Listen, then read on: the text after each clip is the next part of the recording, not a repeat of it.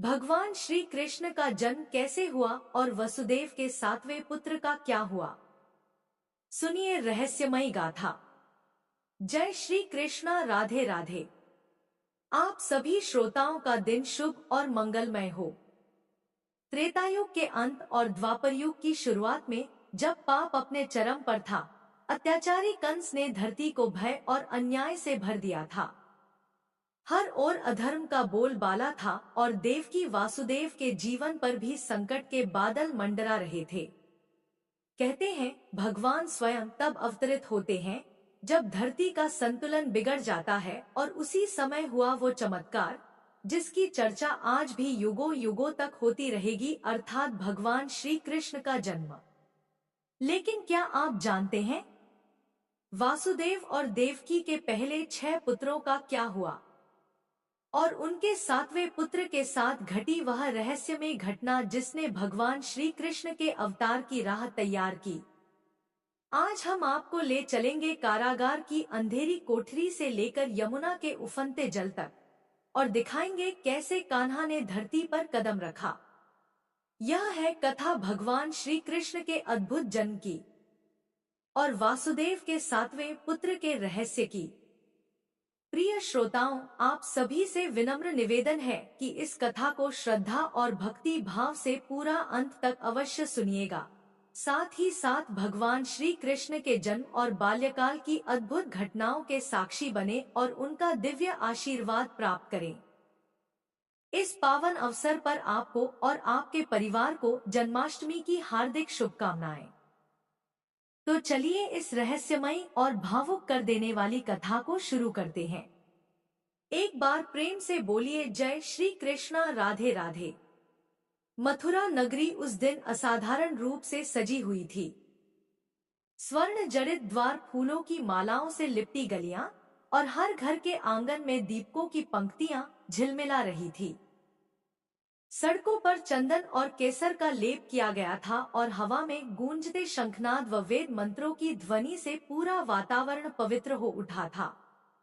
मथुरा के लोग जानते थे कि आज नगर के महाराज उग्रसेन की पुत्री अपार सौंदर्य और तेजस्विता से युक्त देवकी का विवाह यदुवंशी वंश के वीर, बुद्धिमान और धर्मनिष्ठ वसुदेव से होने जा रहा है। देवकी, जिनका नाम सुनते ही लोग आदर से सिर झुकाते, अपनी तेजस्विता से ही पहचानी जाती थी। उनके नेत्र कमल की पंखुड़ियों की भांति कोमल, किंतु उनमें दृढ़ता की झलक थी। उनका मुखमंडल पूर्णिमा के चंद्रमा की भांति उज्जवल था और उनकी वाणी मधुर, जैसे वीणा के तार से कोई रागिनी झर रही हो। लोग कहते थे कि देवकी का जन्म किसी साधारण कुल में नहीं, बल्कि देवताओं की कृपा से हुआ है। उधर वसुदेव यदुवंश के गौरव थे। वे न केवल युद्धकला में पारंगत थे, बल्कि उनकी सत्य निष्ठा और वचनबद्धता की ख्याति दूर दूर तक फैली हुई थी। उनके मित्र और शत्रु दोनों ही उनकी धर्मपरायणता का सम्मान करते थे। महल के प्रांगण में विशाल मंडप सजाया गया था। चंदन की लकड़ी, केसर और दीपों की सुगंध से वातावरण महक रहा था। वेद पाठ के बीच ब्राह्मणों के आशीर्वाद के साथ विवाह की रस्में संपन्न हो रही थी। देवकी और वसुदेव दोनों ही भावपूर्ण नेत्रों से एक दूसरे को देख रहे थे, मानो किसी दिव्य सहयोग का साक्षात्कार कर रहे हो।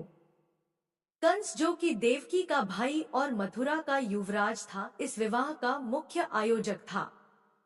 वह अपनी बहन से अपार स्नेह करता था और विवाह के समय उसने घोषणा की, आज मैं स्वयं अपनी प्रिय बहन को उसके ससुराल तक छोड़ने जाऊंगा। यह मेरा सौभाग्य है कि मैं उसके जीवन के इस सबसे महत्वपूर्ण क्षण में सहभागी बनूं।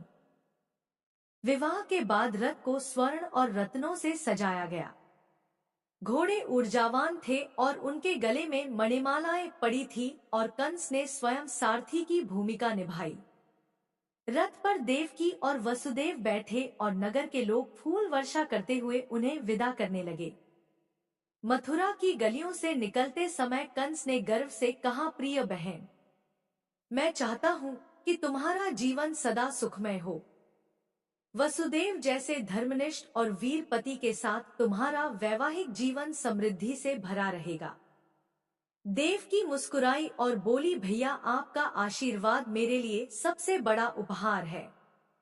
वासुदेव ने भी आदर पूर्वक कहा, युवराज आपका यह प्रेम और आदर मैं जीवन भर स्मरण रखूंगा। रथ नगर की सीमा पार कर रहा था, तभी अचानक आकाश में एक गूंजती हुई रहस्यमय आवाज सुनाई दी। वह आवाज इतनी गंभीर और प्रभावशाली थी कि रथ के घोड़े भी ठिठक गए। आकाशवाणी हुई है, कंस तू कितना भी बलवान और पराक्रमी क्यों ना हो, लेकिन जिस देवकी को तू आज उसके ससुराल छोड़ने ले जा रहा है, उसी की 8वीं संतान तेरे विनाश का कारण बनेगा। यह सुनते ही कंस का चेहरा पीला पड़ गया। उसके हाथ ने स्वाभाविक रूप से अपनी तलवार की मूठ को पकड़ लिया। क्रोध और भय की लपटें उसकी आंखों में जलने लगी। कंस ने कठोर स्वर में कहा, यदि इस स्त्री के गर्भ से जन्मा पुत्र मेरी मृत्यु का कारण बनेगा तो क्यों ना मैं इसी क्षण इसका अंत कर दूं। कंस ने जैसे ही तलवार खींची और देवकी की ओर बढ़ा, यह देखकर देवकी भय से कांप उठी। परंतु वासुदेव शांत स्वर में बोले, कंस इसमें देवकी का क्या दोष? यह तो उसके गर्भ से उत्पन्न होने वाला संतान है जो तेरा विनाश करेगा। मैं तुझे वचन देता हूँ कि देवकी के जितने भी संतान होंगे उन्हें मैं जन्म के तुरंत बाद तेरे हाथों सौंप दूंगा। कंस ठिठका, क्योंकि वह जानता था कि वासुदेव वचन के पक्के हैं। उसने तलवार नीचे कर दी, पर उसकी आंखों में अविश्वास अब भी था। उसने कहा, वसुदेव मैं तुम्हारे वचन का मान रखूंगा, लेकिन तुम दोनों को मथुरा के कारागार में बंदी बनाकर रखूंगा, ताकि कोई संतान मेरी नजर से बचकर ना निकल सके। फिर क्या था, रथ अब ससुराल की ओर नहीं बल्कि मथुरा महल के कारागार की ओर मुड़ गया। नगरवासी स्तब्ध थे, क्योंकि कुछ समझ नहीं पा रहे थे। नगरवासी मन ही मन विचार करने लगे कि अभी अभी हुए इस परिवर्तन का कारण क्या है। महल के अंधेरे, गीले और ठंडे कारागार में वसुदेव और देवकी को बंद कर दिया गया। उसी दिन से उनकी जीवन यात्रा ने एक नया कठोर मोड़ ले लिया। बाहर मथुरा की गलियां फिर से चहल पहल में डूब गई, लेकिन उस कारागार में आने वाले वर्षों के लिए केवल अंधकार, प्रतीक्षा और भय का वास था। मथुरा का वह कारागार अंधकार, नमी और ठंड से भरा हुआ था, जहां देवकी और वासुदेव को बंद कर दिया गया था। बाहर से ऊंची ऊंची दीवारें, लोहे के विशाल दरवाजे और हर ओर पहरेदार तैनात थे, लेकिन भीतर देवकी के हृदय में अभी भी विवाह का दिन अर्थात वह मंगलमय वातावरण और अपने पति के साथ बिताने का सपना उन्हें विचलित कर रहा था। अब वह सपना लोहे की जंजीरों में कैद हो चुका था। वासुदेव देवकी को साहस देने के लिए कहते कि देवकी धैर्य रखो, समय चाहे कितना ही कठिन क्यों ना हो, धर्म और सत्य की जीत अवश्य होगी। लेकिन कंस का भय चारों ओर छाया था। समय बीता और देवकी गर्भवती हुई। यह पहला गर्भ था, इसलिए देवकी और वसुदेव दोनों के मन में प्रसन्नता भी थी और भय भी। खुशी इस बात की थी कि वो दोनों माता पिता बनने वाले हैं, और दुख इस बात का था कि जन्म लेते ही उस बच्चे को कंस के हाथों सौंपना पड़ेगा, क्योंकि वसुदेव ने कंस को वचन दिया था। समय बीतता गया और जब पुत्र का जन्म हुआ तो वह एक तेजस्वी शिशु था। उसकी कोमल मुस्कान और मासूम आंखों में भविष्य का उजाला झलक रहा था। देवकी ने उसे अपनी बाहों में लिया, परंतु उनके नेत्रों से आंसू बह निकले, क्योंकि उन्हें पता था कि यह सुख क्षणिक है। वासुदेव ने दृढ़ मन से शिशु को उठाया और कंस के पास ले गए। कंस अपने सिंहासन पर बैठा था, उसकी आंखों में संशय और क्रूरता की चमक थी। वासुदेव ने कहा, युवराज मैंने आपको वचन दिया था, लीजिए यह आपकी अमानत है। कंस ने पहले तो शिशु को देखा, फिर एक धीमी हंसी के साथ कहा, आकाशवाणी ने 8वें पुत्र की बात कही थी, यह पहला है, इससे मुझे कोई भय नहीं। लेकिन और कहते कहते उसका चेहरा कठोर हो गया, क्यों जोखिम लूं? अगर यह जीवित रहा तो भविष्य में यह मेरे लिए खतरा बन सकता है। यह कहकर उसने निर्दयता से शिशु को उठाया और पत्थर पर पटक दिया। देवकी ने कारागार से ही वह चीख सुनी और बेहोश हो गई। वसुदेव ने अपनी आंखें बंद कर ली, लेकिन मन में उन्होंने संकल्प लिया, यह अन्याय हमेशा नहीं चलेगा, एक दिन इस बुराई का अंत अवश्य होगा। कंस के महल में उस दिन उत्सव का नहीं बल्कि क्रूर विजय का वातावरण था और मथुरा पर भय का एक और पर्दा गिर चुका था। पहले पुत्र के वध के बाद कारागार में सन्नाटा और भय छा गया। देवकी का हृदय टूट चुका था, लेकिन समय ने फिर गर्भ का संचार किया। दूसरे पुत्र का जन्म हुआ तो वासुदेव ने वचन के अनुसार उसे भी कंस को सौंपा। कंस ने बिना दया किए उसे भी पत्थर पर पटक दिया। तीसरे पुत्र के जन्म पर देवकी की आंखों में आंसू और वसुदेव के चेहरे पर मौन संकल्प था, लेकिन कंस की क्रूरता अपरिवर्तित रही। चौथे पुत्र का जन्म होते ही महल के सैनिक आए और उसे भी कंस के सामने ले गए। कंस ने हंसते हुए फिर वही निर्दयता दोहराई। पांचव और छठे पुत्र का भी यही भाग्य हुआ। हर जन्म मथुरा के इस कारागार में आशा और भय के बीच आरंभ होता और कंस के हाथों अंत पाता। देवकी हर बार मातृत्व का सुख पाने से पहले ही शोक में डूब जाती। वसुदेव हर बार अपने भीतर की पीड़ा को निगलते और मौन में प्रतिज्ञा करते कि एक दिन यह अन्याय अवश्य समाप्त होगा। शगर्भ के इस क्रम में मथुरा का आकाश जैसे और भी भारी हो गया और कंस की निर्दयता पूरे नगर में भय का पर्याय बन चुकी थी। 6 पुत्रों के वध के बाद देवकी वसुदेव के मन में प्रश्न था कि निर्दोष शिशुओं का ऐसा भाग्य क्यों हुआ।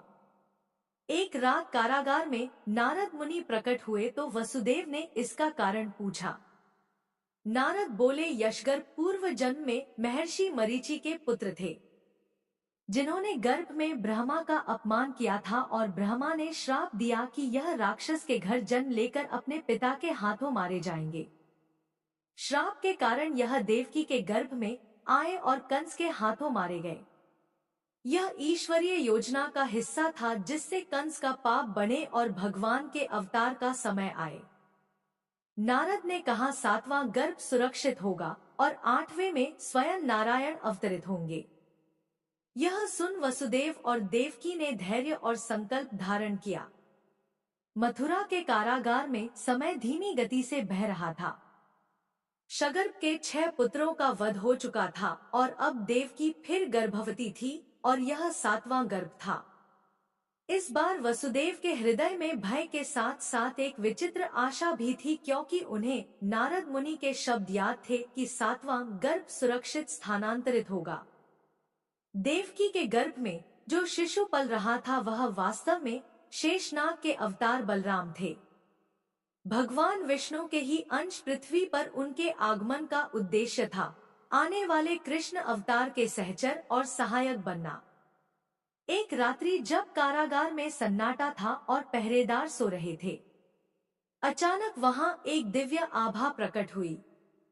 यह योगमाया थी, भगवान विष्णु की लीला शक्ति। उन्होंने कारागार में प्रवेश किया और देवकी के गर्भ को हल्के से स्पर्श किया और उस क्षण एक अद्भुत घटना घटी। गर्भ में स्थित शिशु अदृश्य हो गया और एक दिव्य प्रकाश के साथ गोकुल में स्थानांतरित हो गया। गोकुल में वसुदेव की दूसरी पत्नी रोहिणी उस समय नंद बाबा के संरक्षण में थी। वे यशोदा के घर के निकट रहती थी और वहां का वातावरण शांत और सुरक्षित था। योग माया ने गर्भ को रोहिणी के गर्भ में स्थापित किया। यह सब इतनी सहजता से हुआ कि ना तो कारागार के पहरेदारों को पता चला और ना ही गोकुल में किसी को। मथुरा में जब कंस को 7वें गर्भ के बारे में पता चला तो उसने अपनी बहन के बढ़ते हुए गर्भ पर नजर रखी, लेकिन कुछ ही समय बाद खबर आई कि देवकी का गर्भपात हो गया है। कंस को लगा कि शायद किसी अलौकिक कारण से यह गर्भ नष्ट हो गया और उसने राहत की सांस ली, पर उसे यह आभास नहीं हुआ कि यह गर्भ तो सुरक्षित रूप से गोकुल पहुंच चुका है। गोकुल में रोहिणी के घर वातावरण आनंद से भर गया। नंद बाबा और यशोदा दोनों को गर्भ का समाचार मिला और वे अत्यंत प्रसन्न हुए। रोहिणी को विशेष देखभाल दी जाने लगी। बलराम के गर्भ में आने के साथ ही गोकुल का वातावरण जैसे और भी पवित्र हो गया। गोधूली बेला में बछड़ों की घंटियों की मधुर ध्वनि और बांसुरी की धुन की तान इस आने वाले शिशु का स्वागत करती सी लग रही थी। बलराम का यह गर्भांतरण केवल एक रहस्यमय घटना नहीं थी, बल्कि ईश्वरीय योजना का महत्वपूर्ण चरण था, क्योंकि बलराम भविष्य में भगवान श्री कृष्ण के जीवन के हर चरण में उनके साथ खड़े होंगे, चाहे वह गोकुल की बाल लीलाएं हो या फिर वृंदावन की गोचर लीलाएं या महाभारत का युद्ध।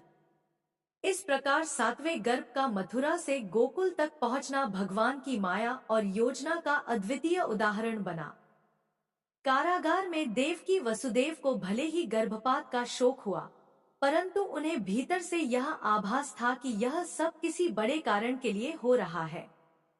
शगर्भ के 6 पुत्रों के वध और 7वें गर्भांतरण के बाद मथुरा के कारागार में देवकी अब 8वें गर्भ से गर्भवती थी। यह वही गर्भ था जिसकी भविष्यवाणी आकाशवाणी ने देवकी के विवाह के दिन कर दी थी कि देवकी का 8वां पुत्र तुम्हारी मृत्यु का कारण बनेगा। कंस इस बार और भी सतर्क था। उसने कारागार की पहरेदारी दोगुनी कर दी। सैनिक दिन रात गश्त करने लगे, यहाँ तक कि कारागार के बाहर और भीतर तलवारबंद रक्षक तैनात कर दिए गए। देवकी के आहार, जल और विश्राम तक की निगरानी होने लगी। लेकिन कंस को यह नहीं पता था कि यह गर्भ कोई सामान्य शिशु का नहीं, बल्कि स्वयं भगवान विष्णु का अवतार है, जो धर्म की स्थापना और अधर्म के विनाश के लिए अवतरित हो रहे हैं। पृथ्वी पर अधर्म बढ़ चुका था। कंस, जरासंध, शिशुपाल और अन्य दुष्ट राजाओं ने प्रजा का जीना दूभर कर दिया था। साधु संतों का अपमान हो रहा था। यज्ञ की वेदियां अपवित्र हो चुकी थी और वेदों का स्वाध्याय लगभग समाप्त होने को था। ऐसे समय में पृथ्वी माता ने गौ के रूप में देवताओं के साथ ब्रह्मा के पास जाकर विनती की, प्रभु, मेरे ऊपर पापियों का बोझ बढ़ चुका है, मुझे रक्षा चाहिए। ब्रह्मा उन्हें लेकर क्षीर सागर गए, जहां भगवान विष्णु शेषनाग पर विराजमान थे। देवताओं ने प्रणाम कर निवेदन किया, प्रभु कृपा करके अवतार लीजिए और पृथ्वी को अधर्म से मुक्त कीजिए। भगवान विष्णु ने मुस्कुराते हुए कहा, मैं मथुरा में वासुदेव और देवकी के यहाँ 8वें पुत्र के रूप में जन्म लूंगा। मेरा शेषांश बलराम पहले ही वहां आ चुका है। मेरी माया तुम्हारे कार्य में सहायक होगी। समय बीतता गया। देवकी के गर्भ में दिव्य तेज बढ़ने लगा। कारागार के अंधकार में भी उनका चेहरा चांद की तरह दमकने लगा। यहाँ तक कि पहरेदार भी उनकी इस आभा को देखकर अचंभित होते थे। वासुदेव को भीतर से अनुभव हो रहा था कि यह गर्भ किसी सामान्य बालक का नहीं है। और फिर वह रात्रि आई। भादो मास की अष्टमी, रोहिणी नक्षत्र का समय। आकाश में बादल गरज रहे थे। यमुना लहरों से उमड़ रही थी। मध्य रात्रि का समय हुआ और कारागार में दिव्य प्रकाश छा गया। देवकी का गर्भ अचानक अद्भुत आभास से भर गया और शिशु का जन्म हुआ। 4 भुजाओं वाले, शंख, चक्र, गदा और पद्म धारण किए हुए, पीतांबर पहने, वक्षस्थल पर श्रीवत्स और कौस्तुभ मणि सुशोभित, मस्तक पर मुकुट और कानों में कुंडल। यह स्वयं भगवान विष्णु थे। देवकी और वसुदेव ने एक साथ हाथ जोड़कर प्रणाम किया। उनकी आंखों से आंसू बह निकले। देवकी ने कहा, प्रभु, आपने स्वयं हमारे यहाँ जन्म लेकर हमें पवित्र किया है, किंतु कंस आपको देखकर मार देगा। कृपा करके अपनी रक्षा कीजिए। भगवान ने मधुर मुस्कान के साथ कहा, हे माता पिता, भयभीत मत होइए। मैं अपनी लीला के लिए मनुष्य रूप धारण करूंगा। तुम मुझे नंद और यशोदा के घर गोकुल ले जाओ और वहां की कन्या को यहाँ ले आओ। मेरी माया तुम्हारे मार्ग में आने वाली सभी बाधाएं दूर कर देगी। इतना कहकर भगवान ने अपना 4 भुजा वाला रूप त्याग कर साधारण बालक का रूप ले लिया। मध्य रात्रि में योगमाया ने कारागार के ताले और बेड़ियां खोल दी। वसुदेव श्री कृष्ण को टोकरी में रखकर यमुना पार करते हुए गोकुल पहुँचे। शेषनाग ने फन फैलाकर उनकी रक्षा की। यशोदा के यहाँ जन्मी कन्या को लेकर वसुदेव मथुरा लौटे। सुबह कंस ने कन्या को मारने का प्रयास किया, लेकिन वह देवी रूप में आकाश में प्रकट होकर चेतावनी देकर चली गई। गोकुल में नंद बाबा ने पुत्र जन्म पर भव्य उत्सव किया। ब्रजवासियों ने उल्लासपूर्वक नाच गान किया और यशोदा अपने लाल को गोद में लेकर उसकी मुस्कान में खो गई। गोकुल में नंद बाबा के घर जन्मे नन्हे कान्हा के आगमन से पूरे ब्रज में आनंद और उल्लास का वातावरण था। सुबह से शाम तक ग्वाल बाल, गोपियां और ब्रजवासी उनके दर्शन के लिए उमड़ पड़ते थे। यशोदा माँ उन्हें गोद में लेकर झुलाती, लोरियां सुनाती और उनकी नन्ही नन्ही हरकतों पर मोहित हो जाती। कान्हा की आंखों की मासूम चमक, होठों की हल्की मुस्कान और गालों के गड्ढे हर किसी का मन मोह लेते थे। लेकिन मथुरा में कंस का मन चैन से नहीं था। देवी योगमाया द्वारा दी गई चेतावनी ने उसके भीतर भय भर दिया था। उसने सोचा, कहीं यह 8वां पुत्र गोकुल में तो नहीं। उसने अपने गुप्तचर और राक्षस सेवकों को आदेश दिया कि वे गोकुल और आसपास के गांवों में जाकर हर नवजात बालक को नष्ट कर दें। सबसे पहले उसने पूतना नामक राक्षसी को भेजा। पूतना का रूप मोहक था। वह सुंदरी के वेश में गोकुल पहुंची। अपने स्तनों पर विष लगाकर बच्चों को दूध पिलाने के बहाने मारने का इरादा रखती थी। जब वह नंद भवन पहुंची, यशोदा और रोहिणी किसी काम में लगी थी। पूतना ने कान्हा को गोद में उठा लिया और दूध पिलाने लगी। लेकिन कान्हा ने अपने छोटे छोटे होठों से ऐसा अमृत विष का मिश्रण पिया कि उसकी प्राण शक्ति भी खींच ली। पूतना अपने असली विशाल राक्षसी रूप में छटपटाकर प्राण छोड़ बैठी।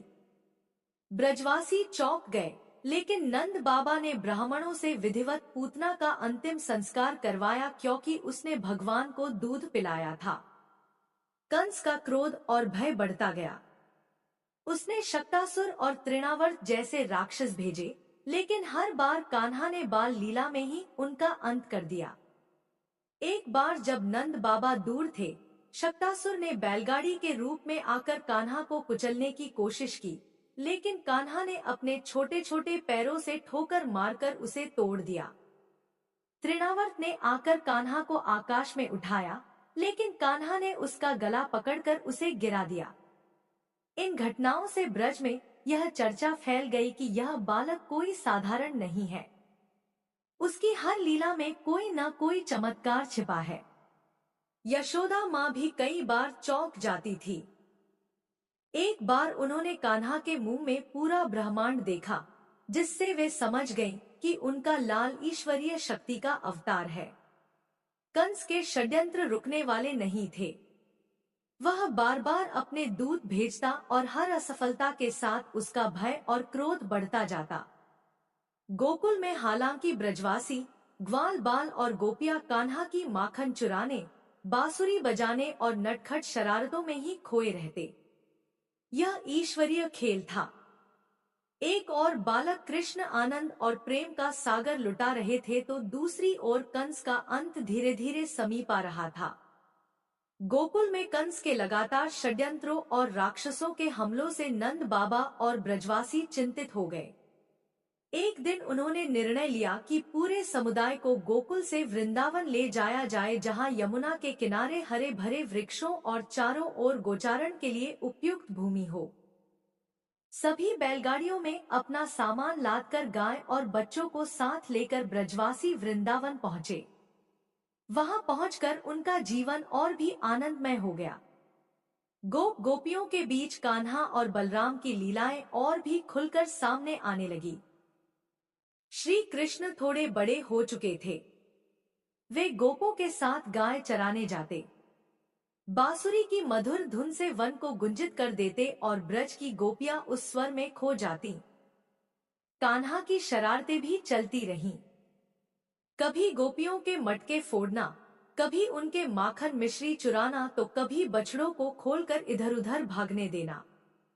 ब्रज का हर दिन हंसी, गीत और आनंद से भरा था। लेकिन इस बीच इंद्रदेव से जुड़ी एक घटना घटने वाली थी जिसने पूरे ब्रज की दिशा बदल दी।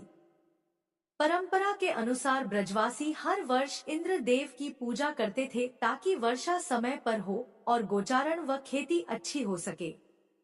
उस वर्ष जब नंद बाबा ने इंद्र पूजा की तैयारी शुरू की, तब श्री कृष्ण ने प्रश्न किया, बाबा हम इंद्र की पूजा क्यों करते हैं? वर्षा तो प्रकृति का नियम है और हमारी आजीविका गोवर्धन पर्वत, गायों और यमुना पर निर्भर है। उन्होंने समझाया कि हमें उस पर्वत की पूजा करनी चाहिए जिसने हमारी गायों को चारागाह, हमें जल और आश्रय दिया है। नंद बाबा सहित सभी ब्रजवासी कान्हा के तर्क से सहमत हो गए और उन्होंने इंद्र की जगह गोवर्धन पर्वत की पूजा करने का निर्णय लिया। सभी ने पर्वत के चारों ओर परिक्रमा की, अन्नकूट का आयोजन किया, विभिन्न प्रकार के व्यंजन बनाए और पर्वत को अर्पित किए। यह देखकर इंद्र क्रोधित हो गया। उसे लगा कि ब्रजवासियों ने उसका अपमान किया है और उसने मूसलाधार वर्षा शुरू कर दी। बारिश इतनी प्रचंड थी कि यमुना किनारे का सारा क्षेत्र जलमग्न हो गया।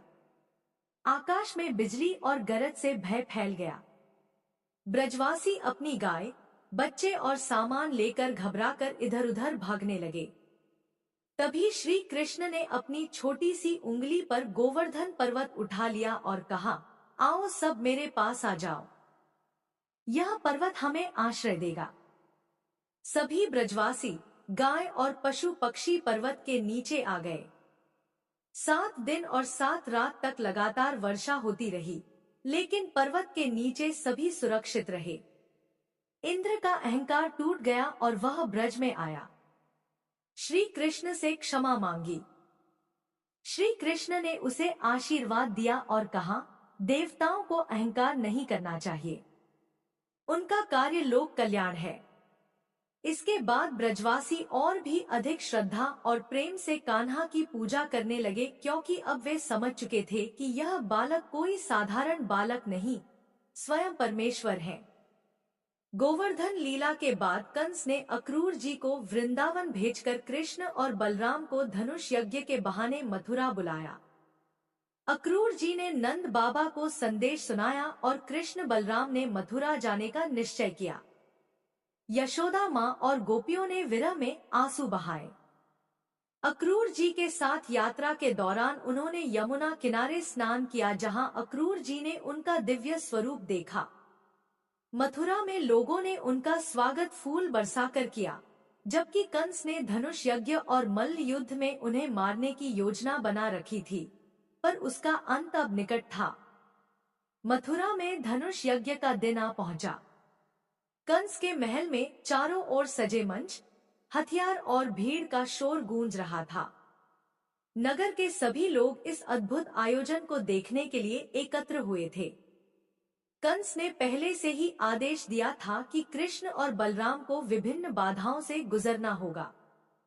धनुष तोड़ना, मल्ल युद्ध लड़ना और अंत में उसे वध करने से पहले थकाना। सुबह होते ही अक्रूर जी ने कृष्ण और बलराम को लेकर यज्ञ स्थल की ओर प्रस्थान किया। रास्ते में लोग उनके दर्शन को आतुर थे। महिलाएं अपनी छतों से उनकी आरती उतारती, बच्चे उनके नाम के जयकारे लगाते। जब वे यज्ञ स्थल पहुंचे तो विशाल धनुष उनकी आंखों के सामने था। यह इंद्र का दिव्य धनुष था जिसे देखने मात्र से लोग भयभीत हो जाते थे। कृष्ण ने बिना समय गंवाए आगे बढ़कर धनुष उठाया और देखते ही देखते उसे बीच से तोड़ दिया। भीड़ में आश्चर्य और उत्साह की लहर दौड़ गई। कंस के सैनिकों ने उन्हें पकड़ने की कोशिश की, लेकिन वे सब परास्त हो गए। इसके बाद मल्ल युद्ध की बारी आई। सबसे पहले बलराम ने मुष्टिक से मुकाबला किया और कुछ ही बार में उसे धराशायी कर दिया। कृष्ण ने चाणूर से युद्ध किया, कभी पैंतरे बदलते, कभी दांव लगाते और अंत में अपने चक्रवात कौशल से उसे परास्त कर दिया। अब कंस का भय और क्रोध चरम पर था। वह सिंहासन से उठ खड़ा हुआ और कृष्ण को अपमानित करने लगा, लेकिन कृष्ण ने सिंहासन पर छलांग लगाई, उसके मुकुट को पकड़कर उसे नीचे खींच लिया और कुछ ही क्षणों में उसका अंत कर दिया। कंस का अंत होते ही मथुरा में वर्षों से फैला भय समाप्त हो गया। लोग खुशी से झूम उठे, सड़कों पर नाचने गाने लगे। कृष्ण ने कंस के पिता उग्रसेन को पुनः मथुरा का राजा बनाया और यदुवंश को स्वतंत्र कराया। उस रात मथुरा में दीप जलाए गए, महलों और गलियों में फूलों की वर्षा हुई और सभी ने कृष्ण बलराम के लिए आभार व्यक्त किया।